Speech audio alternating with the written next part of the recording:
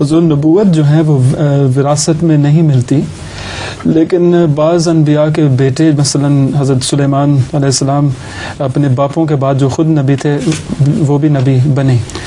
تو ابراہیم کی مثال کیوں نہیں لیتے؟ جی وہ بھی ہیں، ان کے تو کئی بیٹے نبی بنے ہیں. جی تو وہ کس طرح ہوتا ہے پھر؟ اس کے باوجود وہ وراثت کی وجہ سے نہیں بنے، بلکہ ان کی تربیت ایسی تھی کہ ان میں نبوت کا مادہ موجود تھا، اور اللہ تعالیٰ نے اس اعلیٰ تربیت کی وجہ سے ان کو نبی بنایا ہے. حضرت ابراہیم علیہ السلام کے متعلق یہ بات بھی یاد رکھنے کے لائق ہے کہ آپ نے دعا جو کی تھی اپنے لیے اور اپنی اولاد کے لیے، اس میں اپنی رحمت نعمت کو اپنی اولاد میں جاری ہونے کے لیے بھی دعا کی تھی. اور من ذریتی، میری اولاد میں سے بھی نبی بنانا. تو اللہ تعالیٰ نے جواباً فرمایا لا ینال عہد الظالمین، بناؤں گا لیکن جو ظالم ہیں ان کو میرا عہد نہیں پہنچے گا.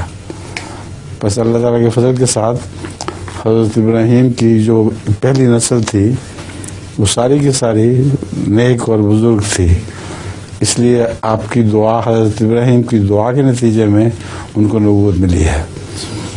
یہی سلسلہ دعا کے ذریعے نبوت کا حضرت موسیٰ کے وقت میں ملتا ہے، جب آپ کی دعا سے آپ کے بھائی کو نبی بنایا گیا.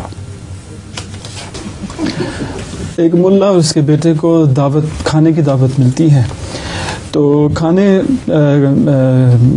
پر ملا نے دیکھا کہ اس کا بیٹا جو ہے کھانے سے زیادہ پی رہا ہے، تو اس کو بہت غصہ چڑھتا ہے کہ وہ کیوں صحیح طرح سے کھاتا نہیں ہے.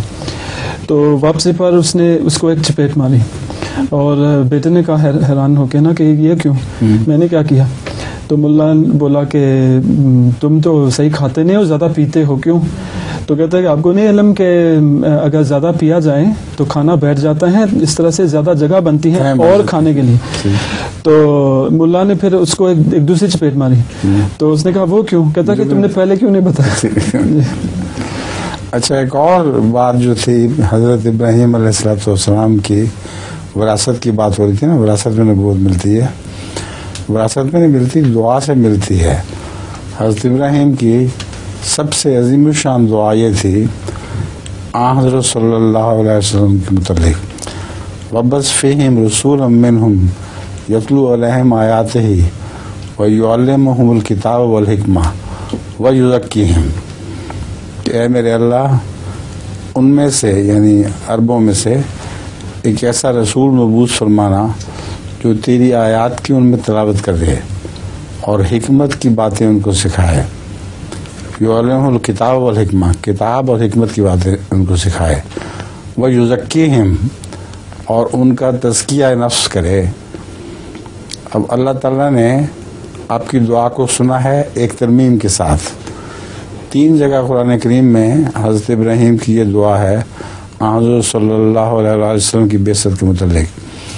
تینوں جگہ یہی ترتیب ہے کہ پہلے ان کو کتاب تلاوت کرے کتاب کی، پھر اس کی حکمت سکھائے، اس کی باتیں کرے، اور بعد میں پھر ان کا تزکیہ کرے. خدا تعالیٰ نے اس کو اس ترمیم کے ساتھ قبول کیا کہ یتلو علیہم آیاتہ ویزکیہم، وہ اللہ تعالیٰ کی آیات کی تلاوت ان کے سامنے کرتا ہے اور اس کے ساتھ ہی تزکیہ بھی کر دیتا ہے. وَيُعَلِّمُهُمُ الْكِتَابَ وَالْحِكْمَةَ، اور ان کو کتاب اور حکمت کی تعلیم دیتا ہے. اب اس میں ایک غیر معمولی حکمت یہ ہے کہ رسول کریم صلی اللہ علیہ وآلہ وسلم کا وجود ہی تزکیہ کرنے والا تھا. پہلی بات اس میں قابل غور یہ ہے، اور پیشتر اس کے کہ وہ کتاب سکھاتے آپ تزکیہ نفس کر دیا کرتے تھے.